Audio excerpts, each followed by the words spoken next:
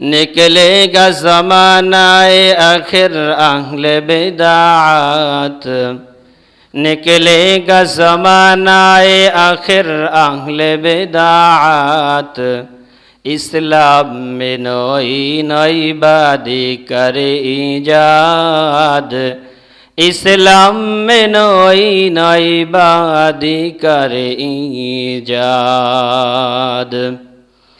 मुअज़्ज़ज़ मुहतरम सम्मानित समवेत उपस्थित आजकेर जुमाबारेर मुसल्लिबृंद अस्सलामु आलैकुम व रहमतुल्लाहि व बाराकातुहू। মহান আল্লাহ তাআলা লাখ কোটি শুকরিয়া ও সুজুদ যে আল্লাহ তাআলা আপনাকে আমাকে সুস্থ সবল রেখে আজকে জুমাবারের দিনে আল্লাহর ঘর মসজিদে হাজিরা দেওয়ার তৌফিক দান করলেন। সাথে সাথে আল্লাহ তাআলার ঐশী গ্রন্থ আল কোরআনের বাণী হাদিসে মোবারকা আপনাকে আমাকে শোনার তৌফিক দান করছেন, সেই জন্য সকলে শুকরিয়া তান পাঠ করি আলহামদুলিল্লাহ। সাথে সাথে নবী পাক সাল্লাল্লাহু আলাইহি ওয়াসাল্লামের পবিত্র রওজায়ে আতহারে সংক্ষিপ্ত আকারে দরুদ পেশ করি, সকলে পড়ি সাল্লাল্লাহু আলাইহি ওয়াসাল্লাম। মুহতারাম হাজিরিন, পবিত্র কুরআনুল কারীমের 30 নং পারার একটি সূরা সূরাতুল কারিআ, এই সূরা আমাদের অনেকেরই মুখস্থ আছে। আল্লাহ তাআলা এই সূরাতুল কারিআর মধ্যে আপনার আমার জন্য কি আলোচনা করেছেন, আপনার আমার জন্য কি সবক রয়েছে, আজকের এই সূরাতুল কারিআর তাফসীর আমরা শুনব। মুহতারাম হাজিরিন, আল্লাহ তাআলা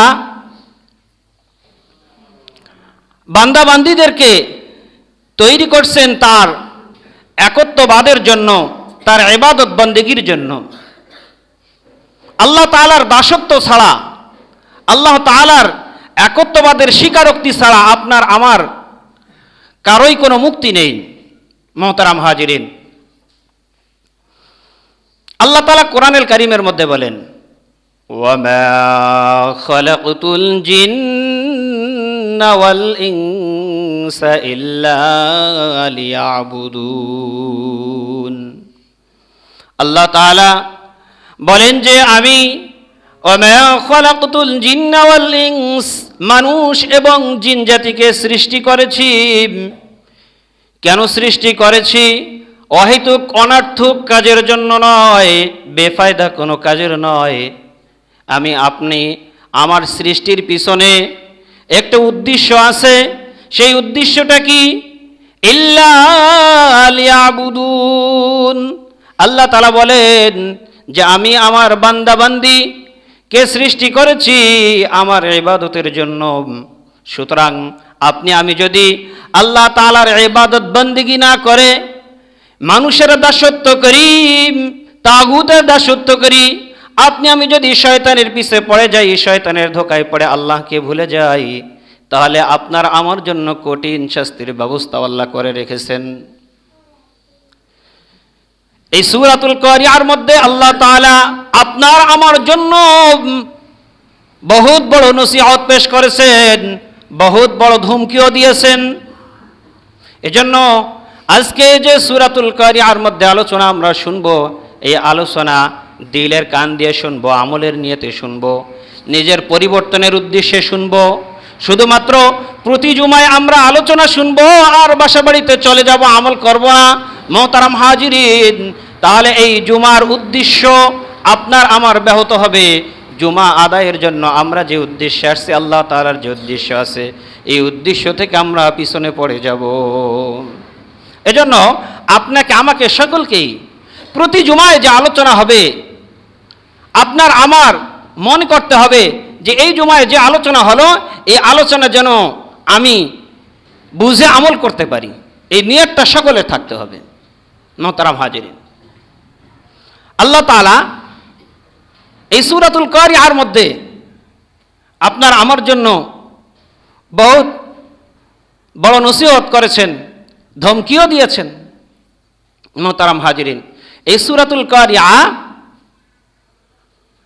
সূরাতুল কারিআর মধ্যে বান্দা নেক আমলের বদলায় বান্দার আমলের যে জখিরা আছে, এই আমলকে আল্লাহ তাআলা ওজন করবেন। এই ওজনের ভিত্তিতে এই আমলের ওজন কারো হালকা হবে, কারো ভারী হবে। আর বান্দার আমল হালকা এবং ভারী হওয়ার প্রেক্ষিতে তাকে জান্নাত এবং জাহান্নাম লাভের আলোচনা এখানে করা হবে আল্লাহ তাআলা যেভাবে করেছেন। আল্লাহ তাআলা বলেন আল কারিআ, আল কারিআ করাঘাতকারী। সূরাতুল কারিআ প্রথম আয়াত। আল্লাহ তাআলা বলেন আল কারিআ করাঘাতকারী, দরজায় নককারী। কোনখানে আপনার সংবাদ নেওয়ার জন্য দরজায় করাঘাত করে মানুষ, বিভিন্ন জায়গায় মানুষ করাঘাত করে। তো আল্লাহ তাআলা বলেন আল কারিআ মাল কারিআ, করাঘাতকারী, মাল কারিআ করাঘাতকারী কি, ওমা আদরাকা মাল কারিআ। আল্লাহ তাআলা বলেন নবীজিকে আপনি জানেন কি করাঘাতকারী কি, করাঘাতকারী সম্পর্কে আপনি কি জানেন? আল্লাহ তাআলা নবীজিকে, কোরআন তো আল্লাহর রাসূলের উপরই নাজিল হয়েছে, তো আল্লাহ তাআলা আল্লাহ রাসূলকে এভাবে বলতেছেন যে ওমা আদরাকা মাল কারিআ, করাঘাতকারী সম্পর্কে আপনি কি জানেন? অর্থাৎ সতর্ক যে করা হয়, মানুষকে যে সতর্ক করা হয়, মানুষকে সতর্ক করে, বিভিন্নভাবে সতর্ক করে, এই যে সতর্ক, এই জিনিসটা কি আপনি জানেন কি? আল্লাহ রসুলকে এভাবে কি আয়াত নাজিল করে আল্লাহ তাআলা শুনাইছেন। আর আল্লাহ রসুলকে শুনানো মানে আমাকে শুনানো। আল্লাহ তাআলা আপনাকে আমাকে সতর্ক করতেছেন। আল্লাহ রসুলকে সম্বোধন করে বলা হয়েছে, মানে তার সমস্ত উম্মতে মুসলিমাকে সতর্ক করে বলা হয়েছে। ওমা আদরাকা মাল কারিআ, করাঘাতকারী সম্পর্কে আপনি জানেন কি? ইয়াউমা ইয়াকুনুন নাসু কাল ফারাশিল মাবসুস, শুনে রাখো বান্দা, ইয়াউমা ইয়াকুনুন নাস, কিয়ামত দিবসে মানুষরা হবে কি অবস্থা? ইয়াউমা ইয়াকুনুন নাস কাল ফারাশিল মাবসুস, বিক্ষিপ্ত পতঙ্গের মতো হবে। কার অবস্থা হবে? আপনার আমার অবস্থা হবে। কিয়ামত যে একটা বিভীষিকাময় দিন, একটা কঠিন দিন, বাস্তবতার দিন। আমরা শুনি কিয়ামত কিয়ামত কিয়ামত কিয়ামত সংগঠিত হবে। আল্লাহ তাআলা অনেক জায়গায় কোরআনের মধ্যে কি আলোচনা করছেন কিয়ামত সম্পর্কে। এই সূরা কিয়ামার মধ্যে, এই কারিয়ার মধ্যেও কি এই আলোচনা আছে কিয়ামত সম্পর্কে। আল্লাহ তাআলা বলেছেন ইয়াউমা ইয়াকুনুন নাস, মানুষদের অবস্থা হবে কিয়ামতের দিনে কেমন? কাল ফারাশিল মাবসুস, বিক্ষিপ্ত পতঙ্গের মতো। যেমন পতঙ্গ, পঙ্গপাল, ছোট ছোট জীবজন্তু কি করে? বিক্ষিপ্তভাবে তারা চলাফেরা করে। কাল কিয়ামত যখন সংঘটিত হবে, যখন সিংহায় আযান ফু দেওয়া হবে, যখন পর্বতমালাগুলো, পাহাড়গুলো ভেঙ্গে চুরমার হয়ে যাবে, বিধ্বস্ত হয়ে যাবে, তো ওই দিন মুসিবতের দিন। আল্লাহ তাআলা বলতেছেন ইয়াউমা ইয়াকুনুন নাস কাল ফারাশিল মাবসুস, কিয়ামতের দিবসে আপনার আমার আশরাফুল মাখলুকাত মানুষের অবস্থাটা হবে কাল ফারাশিল মাবসুস, বিক্ষিপ্ত পতঙ্গের মতো। পঙ্গপাল পতঙ্গরা যখন তারা ছুটাছুটি করে, দিক বিদিক বুঝে না, যেদিন যে ব্যস্ত হয়ে যায়, যদি খাবারের জন্য, আহারের জন্য তারা সন্ধান করতে চায়, তারা বিভিন্ন দিকে ছুটাছুটি করে। আবার যদি কোনো লাইট থাকে, এই লাইট যদি জ্বালে দেওয়া হয়, এই লাইটটা তাদেরকে ভালো লাগার কারণে এই লাইটের কাছে বিক্ষিপ্তভাবে এসে কাছে চাপার চেষ্টা করে। নিজের যে মৃত্যু হয়ে যাবে, এই লাইটের যে একটা তাপ আছে, এই তাপ যদি শরীরের সঙ্গে লাগে, তাহলে ওই পতঙ্গ, ওই কীট পতঙ্গ মরে যাবে, এটা তারা ভাবতে চায় না।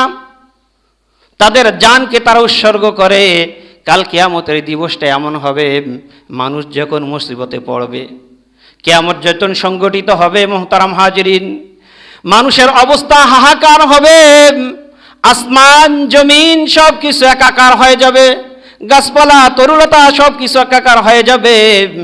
প্রত্যেকটা কবর থেকে 40 বছর, 100 বছর, 500 বছর, 1000 বছর, শতাব্দীর পর শতাব্দী থেকে একজন মানুষ কবরের মধ্যে সে মৃত্যুবরণ করার পর তার কোনো হাড্ডিও নেই, সব মাটি হয়ে গেছে। এই মানুষকেও আল্লাহ তাআলা কিয়ামত যখন সংগঠিত হবে মানুষ জীবিত হয়ে যাবে, কবর থেকে উঠে কিয়ামতের মাঠের দিকে ছুটবে। মানুষের আর কোনো খেয়াল থাকবে না, ছেলে মাকে চিনবে না, মা ছেলেকে চিনবে না, বাবা সন্তানকে চিনবে না, সন্তান পিতামাতাকে চিনবে না, কেউ কারো কোনো আত্মীয় স্বজন কেউ কাউকে চিনতে পারবে না। নিজের শরীরে পোশাক পরিচ্ছদ থাকবে না, উলঙ্গ অবস্থায় আমরা উঠব। মার গর্ভ থেকে আমরা আসছি উলঙ্গ অবস্থায়, কবর থেকে উলঙ্গ অবস্থায় আমাদেরকে উঠতে হবে।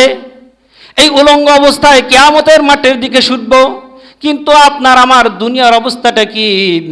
আপনার আমার শরীরে যদি বস্ত্র না থাকে, আল্লাহ তাআলা, আল্লাহ রাসূল বলেন আল হায়াউ শু'বাতুম মিনাল ঈমান, লজ্জাশীলতা এটা একটা ঈমানের অঙ্গ, যার কারণে নারী হোক পুরুষ হোক প্রত্যেকে আমরা কি করি, নিজের লজ্জাবোধের কারণে আমরা নিজেকে পোশাক পরিচ্ছদে আবদ্ধ করি। কিন্তু কাল কিয়ামতের দিবসে এই হুঁশটাও থাকবে না, মানুষ বিক্ষিপ্ত হয়ে পড়ে যাবে পঙ্গপালের মতো। ইয়াউমা ইয়াকুনুন নাসু কাল ফারাশিল মাবসুস ওয়া তাকুনুল জিবালু কাল ইহনিল মাওফুস। আর পর্বতমালা, এই বড় বড় পাহাড়গুলো কি অবস্থা হবে? ওয়া তাকুনুল জিবালু কাল ইহনিল মাওফুস, রঙিন ধ্বনিত পশমের মতো হবে। রঙিন ধ্বনিত পশম কেমন জিনিস? রঙিন ধ্বনিত, মনে করেন এক্সাম্পল,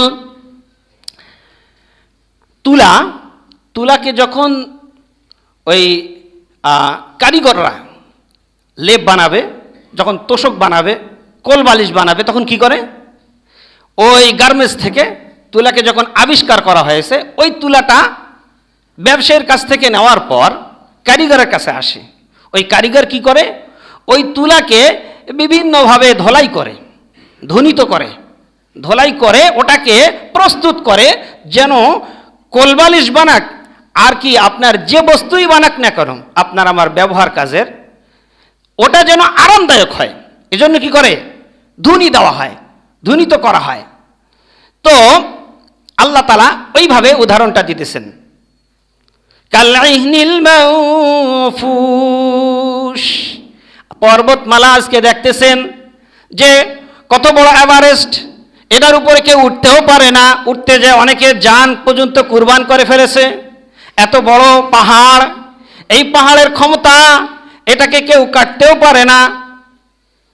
কারণ ভৌগোলিকভাবে যদি পাহাড় না থাকে তাহলে দেশে ভূমিকম্প হলে কি হবে? দেশের ক্ষতি হয়ে যাবে। আল্লাহ তাআলা এই পর্বতমালাকে দেশের একটা কি ওজন সামঞ্জস্যতা, জমিনের ওজন, একদিকে সাগর নিচে পানি, আরেকদিকে পাহাড়কে আল্লাহ তাআলা দিয়ে জমিনকে বিছানাকে সামঞ্জস্যভাবে পানির উপর ভাসমান রেখেছে। এজন্য পাহাড়কে আল্লাহ তাআলা সৃষ্টি করেছে, এটা আল্লাহ তাআলার কুদরত। আপনার আমার কি বেকার মনে হতে পারে যে পাহাড় এটা কি, এটা বেকার সৃষ্টি? না মুহতারাম হাজিরিন, পাহাড় বেকার না। আপনার দুনিয়ার কি 3 ভাগ জল 1 ভাগ স্থল। তো এই 1 ভাগ স্থলের উপরে আমরা আছি, পানির উপরে। এই পানির উপরে আল্লাহ তাআলা আমরাকে বসবাস করার কি জমিন ফিরাস বানিয়ে দিয়েছেন। তো পাহাড়কে আল্লাহ তাআলা পেরেক মেরে দিয়েছেন কি জমিনকে সামঞ্জস্যভাবে ভাসমান রাখার জন্য, সমতলভাবে। মুহতারাম হাজিরিন, এই কিয়ামত যে সংগঠিত করবে আল্লাহ তাআলা, সেদিন এই কিয়ামতের দিনে আল্লাহ তাআলা কাল ইহনিল মাওফুস, আল্লাহ তাআলা বলেন যে পর্বতমালাগুলো এগুলো ধ্বনিত তুলার ন্যায়, ধ্বনিত পশমের ন্যায়। হ্যাঁ, এই পশম যেমন কি ধ্বনি দিলে পাতলা জিনিস উড়াই যাবে, ঠিক এরকম সেই দিন কাল কিয়ামতের দিবসে যখন কিয়ামত সংগঠিত হবে, পর্বতমালা সবগুলো কি এরকম ভেঙে চুরে চুরমার হয়ে সমান হয়ে যাবে। একাকার হয়ে যাবে। ওয়াতাকুনুল জিবালু কালঈহনিল মানফুশ। দুই আয়াতের মধ্যে আল্লাহ তাআলা আপনাকে আমাকে সংক্ষিপ্তভাবে কিয়ামতের বিভীষিকা সম্পর্কে জানান দিলেন। মুহতারাম হাজিরিন, শুরুতেই আয়াত তেলাওয়াত করে আপনাদেরকে বললাম আল্লাহ তাআলার সৃষ্টির উদ্দেশ্য হলো তার ইবাদত বান্দেগী করা। আপনাকে আমাকে নেক আমল করতে হবে। যদি নেক আমল না করি, কাল কিয়ামতের দিবসে আপনার আমার মুসিবত হবে। আপনার আমার আমলকে ওজন করা হবে। আল্লাহ তাআলা দুই আয়াতের মধ্যে, এই সূরাতুল কারিয়ার দুই আয়াতের মধ্যে কিয়ামতের বিভীষিকা সংক্ষিপ্তভাবে আলোচনা করার পর বলেন, فَأَمَّا مَنْ ثَقُلَتْ مَوَازِينُهُ فَهُوَ فِي عِيشَةٍ رَاضِيَةٍ فَأَمَّا مَنْ ثَقُلَتْ مَوَازِينُهُ। যে ব্যক্তির ওজনের পাল্লাটা ভারী হবে, যে ব্যক্তির ওজনের পাল্লা ভারী হবে, فَأَمَّا مَنْ ثَقُلَتْ مَوَازِينُهُ فَهُوَ فِي عِيشَةٍ رَاضِيَةٍ। সে তো সুখী জীবন যাপন করবে। কাল কিয়ামতের দিবসে তার জন্য উত্তম ফয়সালা হবে, জান্নাতবাসী হিসেবে ফয়সালা হবে, জান্নাত চিরস্থায়ী নিয়ামত পেয়ে যাবে, সুখী জীবন যাপন করবে। وَأَمَّا مَنْ خَفَّتْ مَوَازِينُهُ فَأُمُّهُ هَاوِيَةٌ। আল্লাহ তাআলা বলেন وَأَمَّا مَنْ خَفَّتْ, যে ব্যক্তির আমলের পাল্লা ওজন করার পর এই আমল যখন হালকা হয়ে যাবে, ওই ব্যক্তির জন্য মুসিবত। কি মুসিবত? আল্লাহ তাআলা বলেন ফাউম্মুহু হাওিয়া, তার জন্য তার ঠিকানা, তার বাসস্থান হবে হাবিয়া। হাবিয়া কি জিনিস আপনি আমি জানি না। তাফসীরের মধ্যে আসছে মুহতারাম হাজিরিন, হাবিয়া হলো একটা জাহান্নামের স্থান, যে কঠিন স্থান, যে জাহান্নামে কষ্টের উপর কষ্ট, কষ্ট ছাড়া কোনো শান্তির স্থান নয়। আল্লাহ তাআলা বলেন ফাউম্মুহু হাওিয়া, যে ব্যক্তির আমলের পাল্লা হালকা হবে তার ঠিকানা হবে হাবিয়া জাহান্নাম। এই হাবিয়া জাহান্নাম কি, তার আলোচনা পরে আসতেছে। মুহতারাম হাজিরিন, আল্লাহ তাআলা যে আপনার আমার আমলকে ওজন করবেন, তাফসীরের মধ্যে আসছে, তাফসীরে মারিফুল কোরআনের মধ্যে আসছে, তাফসীরে তাওজিহুল কোরআনের মধ্যে আসছে যে আপনার আমার বান্দার আমলগুলো ওজন করা হবে দুইবার, একবার না দুইবার হবে। এইখানে প্রথমত মানুষের বান্দার আমলগুলো ওজন করা হবে, গণনা করা হবে না, ওজন করা হবে। তো বান্দার প্রথমত কাফের যারা, তাদের আমলের পাল্লা যাদের আমলের পাল্লা ভারী হবে তারা কাফের হিসেবে সাব্যস্ত হবে, তারা জাহান্নামী। আর যাদের আমলের পাল্লা ভারী হবে তারা জান্নাতি। প্রথমত এই ব্যাখ্যা। দুই নম্বর ব্যাখ্যা হলো যে যারা ঈমানদার, আমলদার, সৎকর্ম করেছে, অসৎকর্মও করেছে, কিন্তু সৎকর্ম বেশি করেছে এবং ভারীযুক্ত আমল করেছে, তাহলে সে ব্যক্তি জান্নাতি হবে। আর ঈমানদার সৎকর্ম করেছে, অসৎকর্মও করেছে, নামাজ রোজাও পড়েছে, হজ যাকাত করেছে, দান সদকা করেছে, সব কিছুই করেছে, কিন্তু তারপরেও তার আমল হালকা। মুহতারাম হাজিরিন, তাহলে এত আমল করার পরেও হালকা হয়ে যাওয়ার কারণটা কি আপনাকে আমাকে বুঝতে হবে। মুহতারাম হাজিরিন, আমল, আপনার আমার আমল ওজন যে হবে, এই ভারী হওয়ার দুইটি পদ্ধতি আছে। যার আমলটা হবে এখলাসের সাথে আন্তরিকতাপূর্ণ আমল এবং সুন্নতের সাথে সামঞ্জস্যপূর্ণ আমল, তার আমলটা যদিও অল্প হয়, ধনী ব্যক্তি না, যাকাত দিতে পারে নাই, দান সদকা করতে পারে নাই, হজ উমরা করতে পারে নাই, সাধারণ 5 ওয়াক্ত নামাজ আদায় করেছে, ওই ব্যক্তির আমল কম, গণনায় কম, কিন্তু সুন্নতের পাবন্দির সাথে সুন্নত যেভাবে আমল করার, সুন্নতের সাথে ইখলাসের সাথে আমল করেছে, আল্লাহ রসুল যেভাবে করতে বলেছেন সেভাবে করছে, তাহলে ওই ব্যক্তির অল্প আমল ভারী হবে। আর সুন্নতের সঙ্গে সামঞ্জস্য নয়, ইখলাসে পরিপূর্ণ নয়, তাহলে ওই ব্যক্তির আমল যদিও বেশি হয় তারপরেও ওই আমল হালকা হবে। মোহতারাম হাজিরিন, এজন্য আমাদের প্রতিটি কাজ, আপনার আমার প্রতিটি কাজ যেন সুন্নত মুআফিক হয়। আপনি যাবতীয় কাজ করবেন, সুন্নতকে অনুসরণ করবেন, সুন্নতের পাবন্দি করবেন। বিভিন্ন রকম বই পুস্তক এখন পাওয়া যায়, হ্যাঁ, এই সুন্নতের যে কিতাবগুলো আছে এগুলো আমরা যদি পড়ি, এগুলো যদি শিখি এবং আলেম ওলামার কাছ থেকে যদি সুন্নত, কোন কাজের কি সুন্নত, দেখেন তাবলিগে সময় লাগাবেন, সুন্নত, সব কিছু সুন্নত। এজন্য আপনার আমার নামাজ, রোজা, হজ, জাকাত, খাওয়া, হ্যাঁ, চলাফেরা, মানুষের কথা বলা, সব বিষয়ের জন্য সুন্নত মুআফিক হয়। তাহলে আমলটা ছোট্ট, আমল ছোট্ট হতে পারে, আমল মুস্তাহাব, আমল গায়রে সুন্নতে মুআক্কাদা, ফরজ না, এরপরে ওই আমল কি ভারী হবে। মোহতারাম হাজিরিন, এজন্য আমি বুঝলাম যে আমল যদি হালকা হয় তাহলে জাহান্নামী হবে।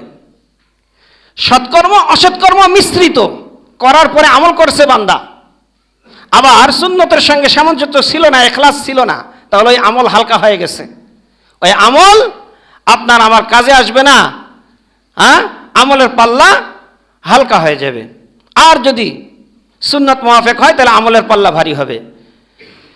فأما من ثقلت موازينه فهو في عيشة راضية وأما من خفت موازينه فأمه هاوية وما أدراك ما هي نار حامية। যার আমলের পাল্লা হালকা হবে আল্লাহ তাআলা বলেন তার জন্য হাবিয়া জাহান্নাম তার ঠিকানা, তার বাসস্থান। হাবিয়া জাহান্নামটা কেমন? ওমা আদরাকা মাল মাহাবিয়া। আল্লাহ তাআলা আল্লাহ রাসূল সাল্লাল্লাহু আলাইহি সাল্লামকে বলেন হাবিয়া কি তাকে আপনি জানেন? আপনি যদি না জানেন তাহলে আল্লাহ তাআলা বলেন পরবর্তী আয়াতের মধ্যে, নারুন হামিয়া, এটা একটা প্রজ্বলিত অগ্নি, আগুন। এই আগুন জ্বলতেই থাকবে, জ্বলতেই থাকবে। আপনার আমার বদ আমলের কারণে, আপনার আমার হালকা আমলের কারণে, আপনার আমার আমলের পাল্লা হালকা হওয়ার কারণে, ভারী না হওয়ার কারণে যদি বান্দার জাহান্নামের ফয়সালা হয়ে যায় তাহলে বান্দা জাহান্নামে জ্বলতেই থাকবে, জ্বলতেই থাকবে। বান্দার অপরাধ যে পরিমাণ আছে আল্লাহ তাআলা ওই পরিমাণ অপরাধ যতক্ষণ পর্যন্ত আল্লাহ তাআলার আসলে আল্লাহ তাআলা যতক্ষণ পর্যন্ত বান্দার নির্ধারিত আযাব শাস্তি দেবেন, ওই আযাব শাস্তি হওয়ার পরে আল্লাহ তাআলা আপনাকে আমাকে ঈমানের বদৌলতে একদিন পরিত্রাণ দিবেন, তারপরেই জাহান্নামে যেতে পারবো, তার আগে নয়। মুহতারাম হাজিরিন, এই জন্য আমরা যেন যা আমল করি না কেন আমরা যেন কখনোই কি ইখলাস ছাড়া আমল না করি, লোক দেখা রিয়াযুক্ত আমল আমরা যেন না করি। মুহতারাম হাজিরিন, একটা হাদিস পাঠ করেছিলাম, বুখারী শরীফের সর্বশেষ হাদিস। এই হাদিসের মধ্যে বলা হয়েছে কালিমাতানে খফিফাতানে ফিল লিসান, দুটি এমন কালিমা আছে যেটা আপনার জবানে খুবই হালকা, জবানে খুবই হালকা, মানে তালাফুজ করতে, এটা উচ্চারণ করতে খুবই হালকা। অসখিলাতানে ফিল মিজান, আর আমলের পাল্লার দিক থেকে এটা খুব ভারী হবে। এমনি আমরা যাবতীয় যে আমল করি সেগুলো যদি আমরা সুন্নত মুআফিক করি, ইখলাস যুক্ত আমল করি, তাহলে তো আমলের পাল্লা ভারী হবে। আরেকটা ছোট্ট আমল আজকে আপনারা নিয়ে যান, বুখারী শরীফের শেষ হাদিস, কালিমাতানে খফিফাতানে ফিল লিসানে ওয়া সাকিলাতানে ফিল মিজান, সুবহানাল্লাহি ওয়া বিহামদিহি সুবহানাল্লাহিল আযীম। আল্লাহ রাসূল সাল্লাল্লাহু আলাইহি ওয়াসাল্লাম বলেন, বান্দা এই সুবহানাল্লাহি ওয়া বিহামদিহি সহজ না? একবার সহজ, সুবহানাল্লাহি ওয়া বিহামদিহি, সুবহানাল্লাহিল আযীম, সুবহানাল্লাহি ওয়া বিহামদিহি সুবহানাল্লাহিল আযীম। এই যে দুইটা বাক্য, দুইটা কালিমা, এটা কি কঠিন কোনো দোয়া? দোয়ায় কুনুত, দোয়ায় কুনুতের মতো কঠিন কোনো দোয়া? আপনার আমার জন্য বলতেছে আর কি। দোয়ায় কুনুত কি অনেকে মুরব্বী বাজবেরা মুখস্থ করতে পারে না, অনেক মা বোনরা কি মুখস্থ করতে পারে না, ছোট ছোট আবার কি ঘন লম্বা চূড়া পারে না। এজন্য উদাহরণস্বরূপ বললাম যে এটা তেমন না, একবারে ছোট। আল্লাহ রাসূল বলেন সাকিলাতানি ফিল মিজান। আপনি আমি যাবতীয় আমল করব, নামাজ আদায় করব, দোয়া করব, জিকির আজকার করব, তাসবিহ আদায় করব। এই তাসবিহর মধ্যে একটা আমল হলো এটা, বেশি বেশি পাঠ করব সুবহানাল্লাহি ওয়া বিহামদিহি সুবহানাল্লাহিল আযীম, সুবহানাল্লাহি ওয়া বিহামদিহি সুবহানাল্লাহিল আযীম। বলেন কয়েকবার সুবহানাল্লাহি ওয়া বিহামদিহি সুবহানাল্লাহিল আযীম, সুবহানাল্লাহি ওয়া বিহামদিহি সুবহানাল্লাহিল আযীম। মুহতারাম হাজিরিন, আল্লাহ তাআলা আপনাকে আমাকে যা আমল আমরা করব ইখলাসপূর্ণ সুন্নতে ভরপুর আমল আপনার আমার সকলকে করার তৌফিক দান করেন। ওয়া আখির দাওয়ানা আলহামদুলিল্লাহি রাব্বিল আলামিন। আমরা যারা সুন্নত আদায় করিনি সুন্নত আদায় করিনি।